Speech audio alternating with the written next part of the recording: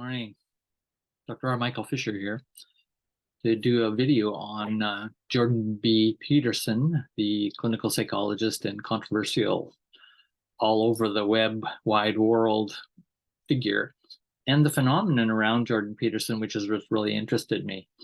Now, before we jump into that video per se, in my diving into some of the latest happenings, and particularly the interesting happening of his court case, which I'll get to in a sec, that he lost, that we really want to think about a leader here.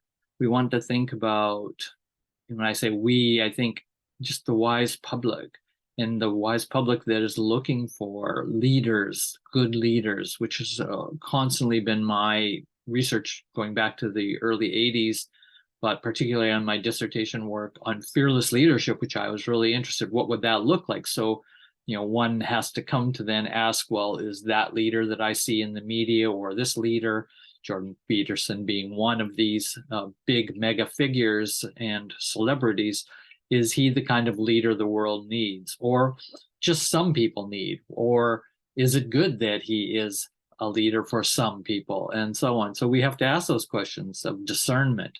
Now, I'm not just making it black and white, he's either good or he's bad, or this leader, I could use anyone, Nelson Mandela if I wished, or any other teacher that comes out and becomes this powerful leader. How do we discern from a fearlessness point of view, which is what I take? Are they operating in a fear-based structure mostly, or are they operating in a love-based structure mostly, or somewhere in between, or some combination? But how would we discern when we think that they are a leader that probably we really ought to study and go further? So that's part of my job as an educator, is to put out these videos to help people kind of come to terms with understanding leaders today in the world. And it also can be leaders from the past that left a legacy, and their ancestors that left legacies of leadership in the world. So there's my intro for today. In a little bit of a surprising note, as I jump into the analysis of Jordan Peterson, two things. One, I have 3 videos that I did on Jordan Peterson back over 2-3 years ago, which I would encourage you. It's when I first got introduced to him and his happening in the world and effect on a lot of people. And I did 3 sets of videos, one on the social aspect of his thinking, which is my critique, which again, I both embrace some aspects of his work and thinking. I think he's a really smart person and has a lot to offer. And I think also I did a video on conflict and then on fear. So 3 different videos is kind of my trilogy on the Jordan Peterson. Didn't know if I'd ever come back to do another video on him. I sort of felt like, okay, I put my word out. Many people are commenting on this person and his work, and he's still a provocative, huge figure and growing as a phenomenon in the media, social media particularly. Then second part, to jump into Jordan Peterson, I want to make contextual sense of where I'm coming from. And certainly I can come at Jordan Peterson from my understanding, my background in psychology, psychotherapy, the therapeutic world.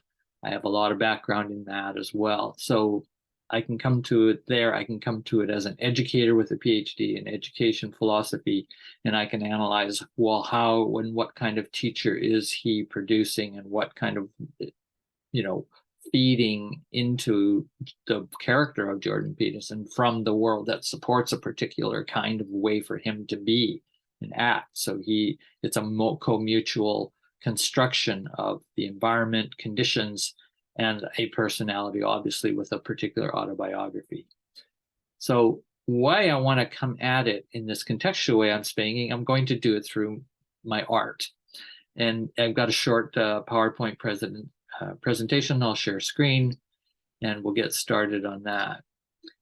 It's only about 8 slides long. Here we go. We'll start with, well, really, that's not the first slide, so let me go back. There, gave you a quick overview backwards of where I'm going. Elder searching is the topic I'm using as this theme right now to I'm just exploring this because I think Jordan B. Peterson is, as a lot of leaders are, not all, they're elder figures for us. In other words, from a cultural, anthropological, historical point of view, there has always been a place for elders, let's just say over 70, roughly, when an individual, someone like myself at 71, we're starting to think about our new role in the society and how will we show up, in that world. So the art pieces I've come up with that I want to show, just these 6 or 7 really quick, is I do these from the unconscious, so they're very spontaneous. And this is also part of my inquiry into who is the nature of myself, who is the nature of my relationship with the world, what is in my unconscious at any moment in time. So I draw in color virtually every day. It's like journaling, which I also do every day as a practice. So this is a practice of knowing and surfacing what is coming. I called this piece back in 1920 when I finished it, Africana.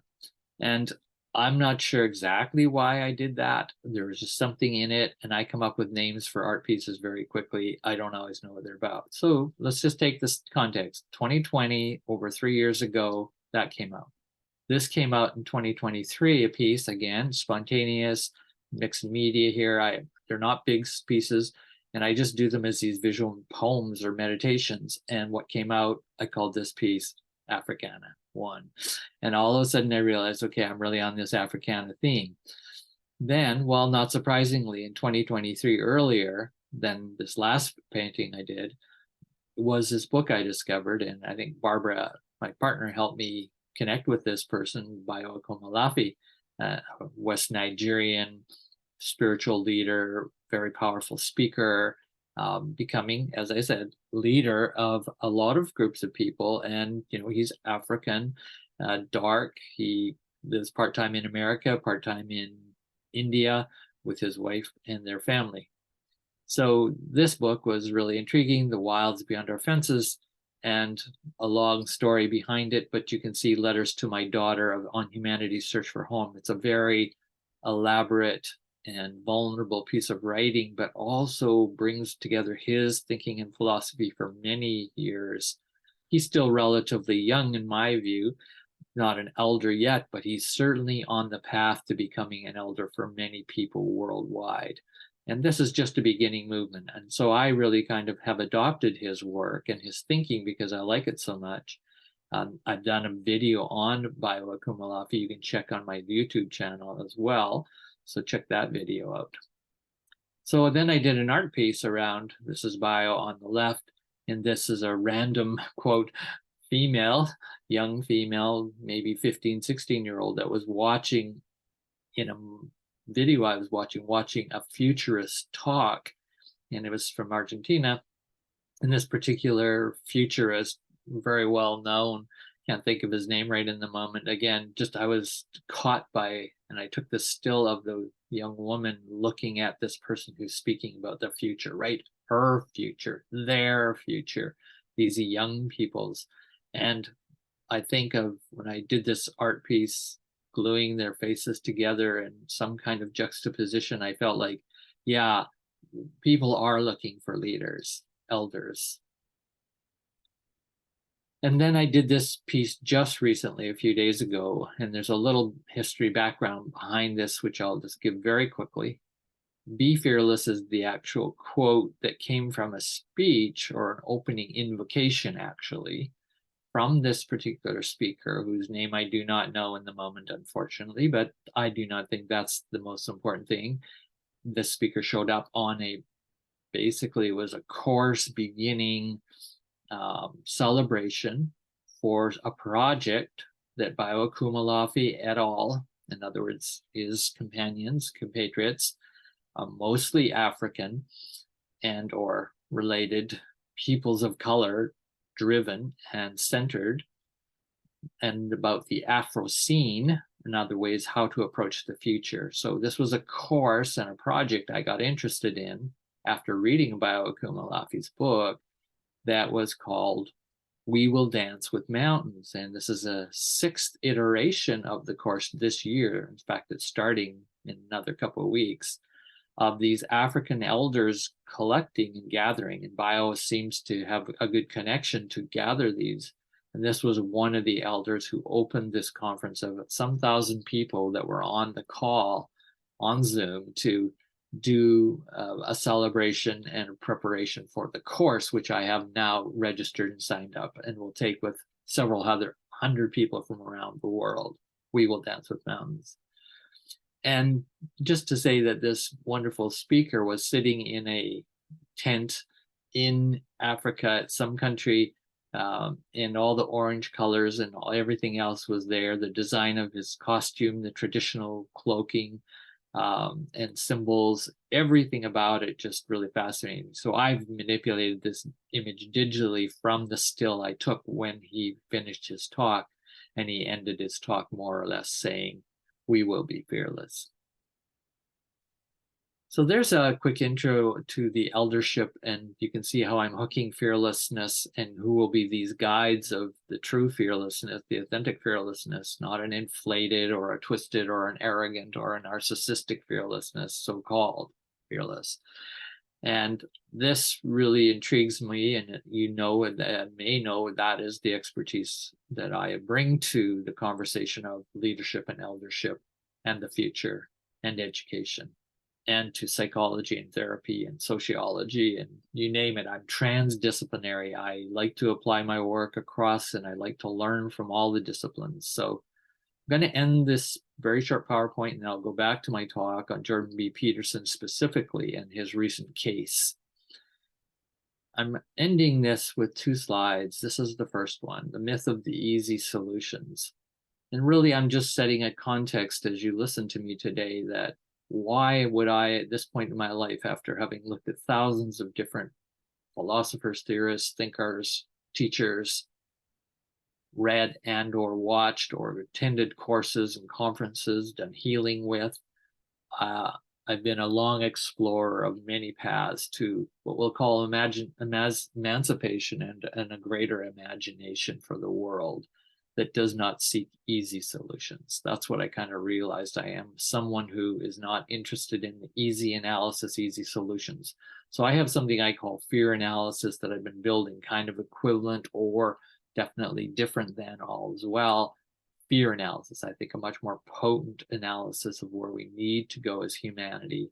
So that's a big statement. It's a big project, doing a fear analysis of the world. So that's a bit what I'm doing here with this PowerPoint, and showing you my attraction unconsciously, subconsciously, and then very consciously now to studying in this African-centric, this learning from the peoples of colors, not because it's politically correct so much.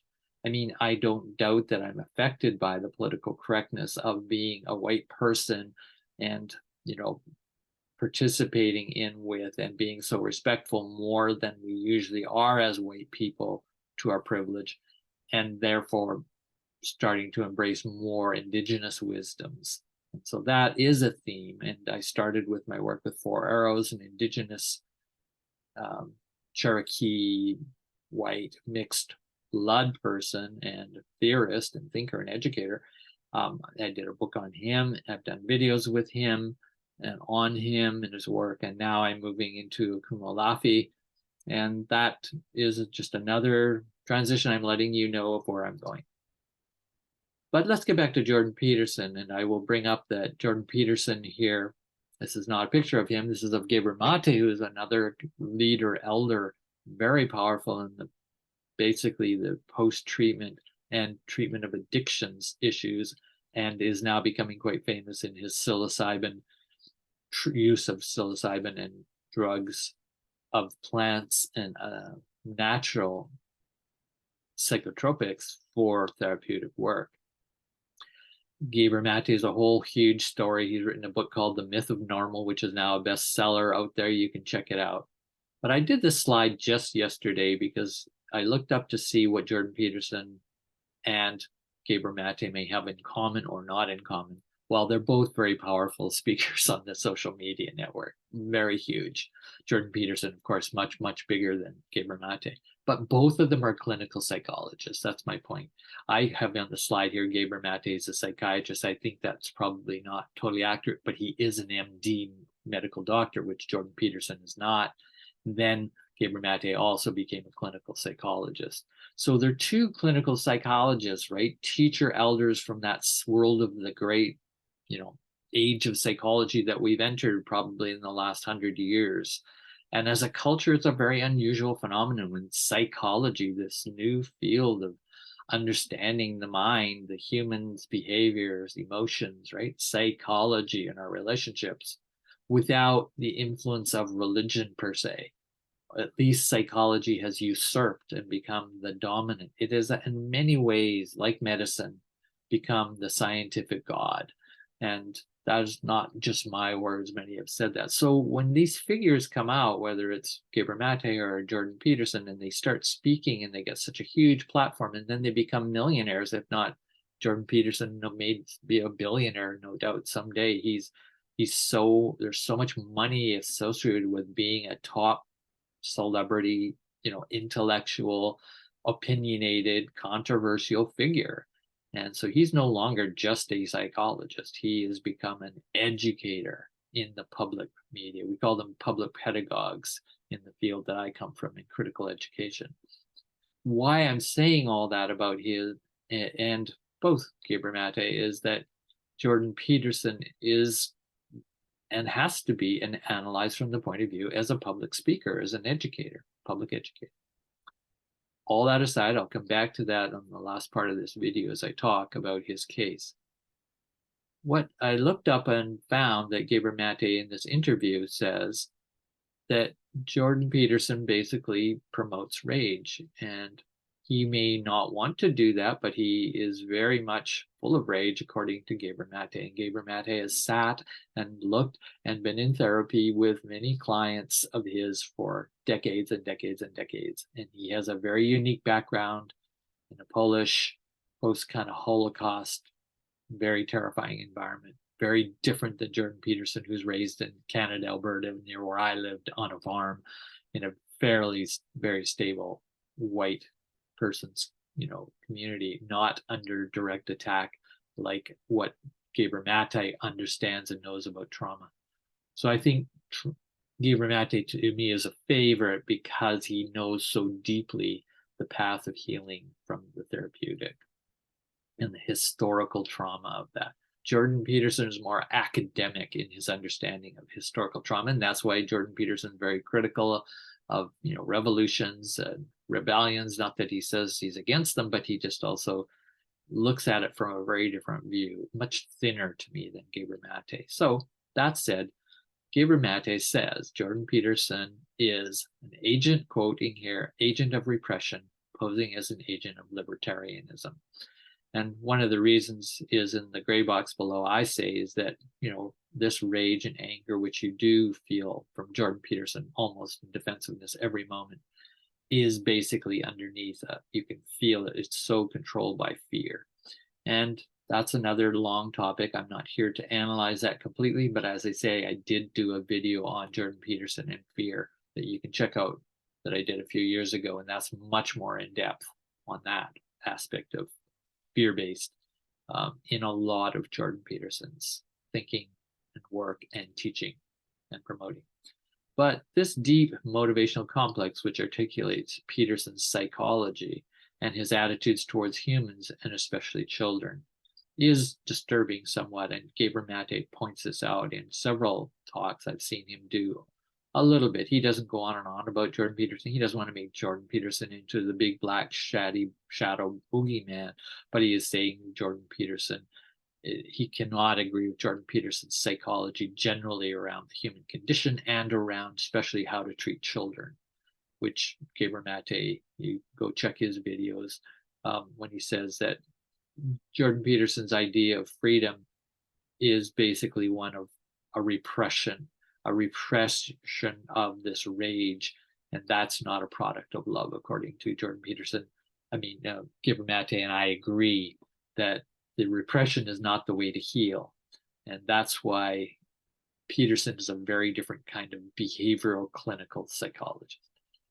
Gabor Mate is a much more depth psychologist and doctor, obviously, but that difference is I'm a much more depth thinker than a cognitive behaviorist thinker. And cognitive behaviorism has captured and contained and controlled so much of the psychological discourse today. That's a problem, a huge problem of the capital P psychology field. All right, let's do the last part of the video, much shorter, this last half, but it will be my quick take on, some of you might be listening or aware or not, Jordan Peterson, several years ago became famous because he refused to use, other pronouns for people who did not want to identify in just simple binaries of male, female, his, hers, she. And this whole trans movement that was coming around in gender and sexuality studies, Jordan Peterson really had obviously a lot of problems, still does, and he's quite negative toward it all, to say the least.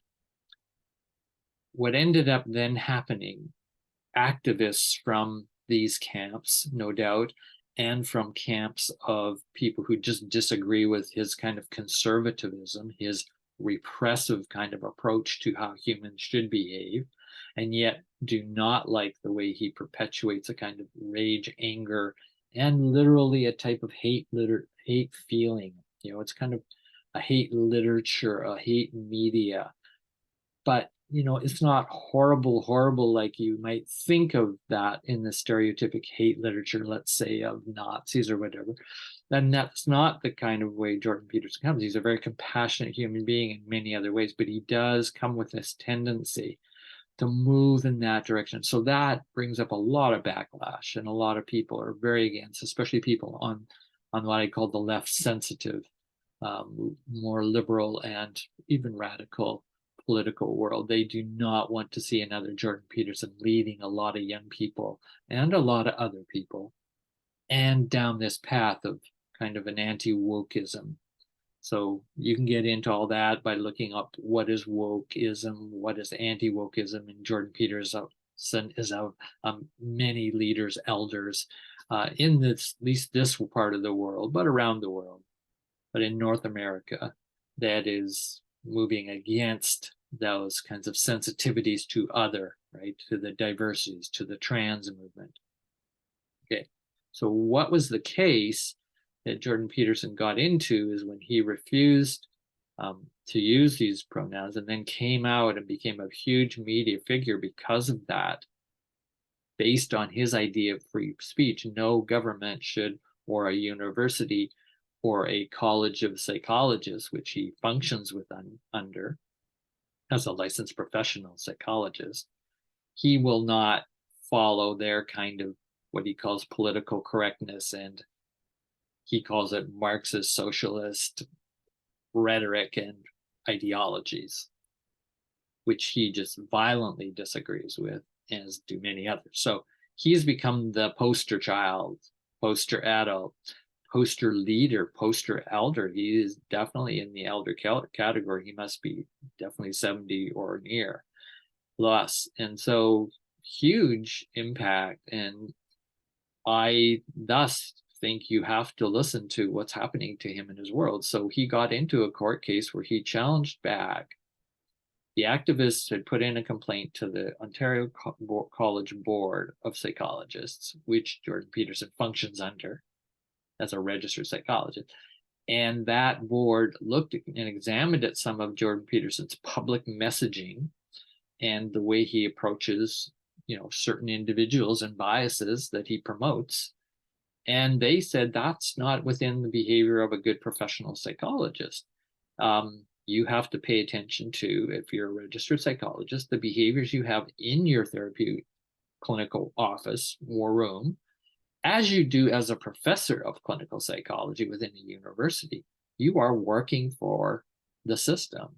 You're working for the state, and you're working for a corporation or as we say, a public institute like a university. And you have to watch what you say. They have codes of ethics for behaviors, rightfully so. So Jordan Peterson is not sort of against all of that, but when it came down to him getting attacked by the public complaint that then triggered the Ontario College Board to better investigate what Jordan Peterson has been doing on social media. And it's not probably like they weren't paying attention before, but now they really have to pay attention because a lot of social media went out from these activists, and whoever those people are, I do not know who they are. We'll just call them people who care about public speakers and leaders who speak certain kinds of languages. And if they feel it's violating to people and or an assault to people or some hate language, they have a right to challenge that, which they do. Jordan Peterson's not so quick on saying, okay, well, they have a right to challenge me. No, he just thinks these people are nuts. So, and he says so in very straight language like that. He likes to keep things simple. Remember, I said much more complex. The myth of the simple and solutions for the simple and for conflict in the world are not going to be found easily in Jordan Peterson because he likes to these binaries. Keeps it simple, and a lot of people are attracted to that because it's simple. Seemingly seems to be not so fear unknown, right? Not so philosophical. It's just cut, cut, cut, cut. But the case rose. Jordan Peterson was basically put on suspension of his clinical practice by this board, college board, and then they said you will have to retrain in how to use media, social media. That was their sort of decision. I don't know all of whether they did that in a really good way or not. I'm sure there was problems there. So Jordan Peterson does have a case, how he was handled, how he was disrespected, which he feels, etc. But that then there's this Canadian Federation for the Constitution, something like that, who got on the case and wanted to support Jordan Peterson. They did a lot of research, helped his lawyers, and it's basically the free speech rights peoples. This Canadian, federation as well, which is some kind of nonprofit organization of lawyers of that ilk. And they really, I find their arguments are, which I watched a few, and listening to Jordan Peterson, not so much. I tend to listen to others who are speaking about Jordan Peterson, like this federation. And just listening, that I just totally disagree with the basic fundamental argument, the free speech argument that they're putting back against, that Jordan Peterson being unacceptably censored as a public speaker when he leaves his clinical office or his university office. And I think he's now retired from both of those. He's not practicing clinical psychology anymore or teaching in a university for anybody, other than he goes out and visits the university and speaks all the time. He gets invited. But that they think, he has a right in public once he leaves, the office, so to speak, leaves the white coat behind of the clinical psychologist, and he goes in public, that he has a right to say whatever he wants, more or less. Well, no, you don't. You still want your clinical license. So this is what Jordan Peterson's big complaint is. I still want my license. I worked hard for this and I deserve it. And then they're saying, well, you only deserve it if you keep up with certain ethical standards that we as a psychological association, which you paid into for all these decades, and you got our support for all these decades. As you practice as a professional, we protect you as well. That's what professional associations and boards like this do. But yes, they also survey and, find bad behaviors of practitioners. Well, this is found in other professions too, whereas law or doctors and so on, teachers. And so Jordan Peterson wants their protection and was very happy to accept their protection all these years until they came down on him with a judgment, with a rap on his knuckles, which is not going to greatly hurt him. Many people have said Jordan Peterson doesn't need the money anymore. He's a multi-millionaire and he's a superstar out on the social media network. So he's teaching his psychology. Of course he is. He's teaching his psychology. He's doing his practice. He's therapizing the world and young people, his followers. He's a charismatic leader, psychologist, thinker. You can't say he's not a psychologist anymore. But they don't want him to be a licensed psychologist, that's all. Because you're abusing that, is their argument. So he lost his court case, which was this fight for freedom of speech. And he lost it. I don't know the full details. They basically concluded that apparently the college board had a right. They looked carefully in the case, that they were trying to balance the private autonomous of an individual, yes, to free speech, yes, that's part of the Canadian Constitution, and that he also has a public responsibility.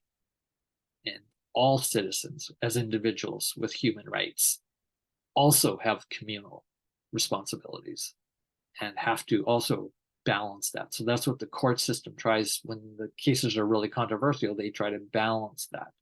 It's fascinating. It's fascinating, very complicated and difficult.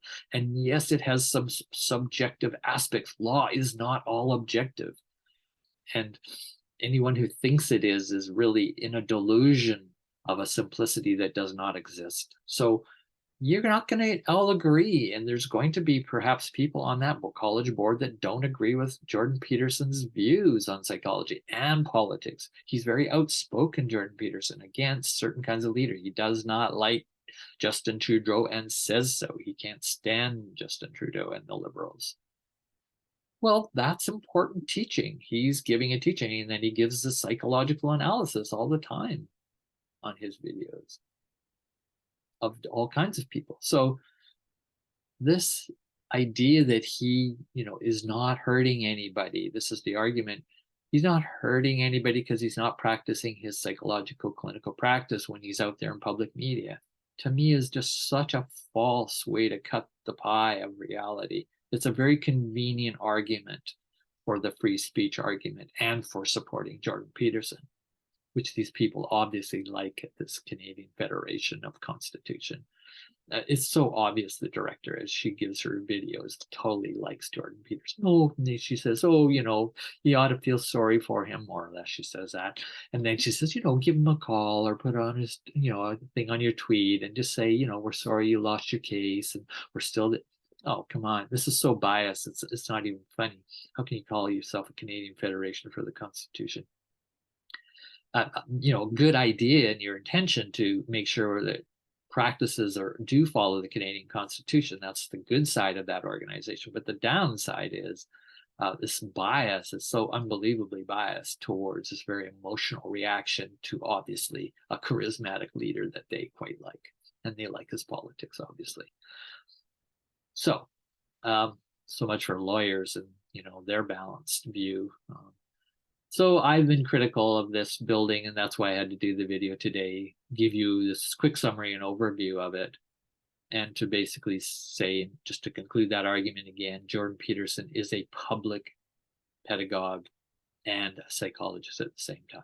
So he's now combined those, teacher, combined his psychology practice and all that he knows about psychology, which he's very brilliant of in many ways. And he puts that out now to a public teaching. Not any different in a way than some of the great, Dr. Spock back in the 60s, 50s in America, other great, doctors or psychologists, Freud, who, if they have public media, they do go out and they become very popular and they become very influential on the society and culture in shaping it. I have no doubt about that. And Jordan Peterson is one of them. So we need to, as citizens, whatever country you're in, is be cautious of all these leaders, these elders that we can be attracted to. And that's really just the point of the video. And I've said Jordan Peterson cannot be protected. Once he goes into public space, he's now part of a public challenge. If he wants to keep his clinical license at the same time, well, good luck, because you can't do it. Because you're too public in that sense, right? Too powerfully public in your influence. And so I do not at all think that the college board is on the wrong track here. I think they're basically also saying, we're going to have to do this with all kinds of people, all kinds of boards. Ethics boards are going to have to deal with people who want their professional licensure of a practice that's often state regulated, like psychologists are, and at the same time, they want to have this total freedom in the public sphere. It's just, you're just not going to get both. You're not going to get that cake and eat it too kind of feel. It's just impossible. So we are in a world of transitioning. How to legally sort this out. Jordan Peterson's case is important that way because we're trying to sort out a very complexity. What happens when somebody gets such social media power and still wants their licensure to protect themselves as a psychologist? Well, you can hear it's not just about money. It's not just about it's about principles, and it's about don't touch my ego. I'm a biggie and I will fuck you around if I need to. And Jordan Peterson, you can see in some of his little things, he basically says, you messed with the wrong person. So he's got this whole attitude of, you don't mess with me and my ego and my, status, my power. And he likes it. He likes it and he hates it at the same time. He talks about he doesn't like being a public figure. Well, I'm just saying to Jordan Peterson and fans and to everybody else watching this, let's sit back, and maybe my arguments, maybe some other people's, maybe Gabor Mate's views, and others, collect many views on this before you start making big decisions about, who's the great person here. It's not even about who's the great person or who has the great arguments. It's a kind of a combination of both. So I've thrown my hat in today on my comments on Jordan Peterson. I probably will do another video on Jordan Peterson, unless I think it's absolutely essential. I think I've done my thing. Thanks for listening today, and feel free to put your comments down below. I'll put some links to my other videos and talks on Jordan Peterson and the Gabor Mate interview as well. Bye.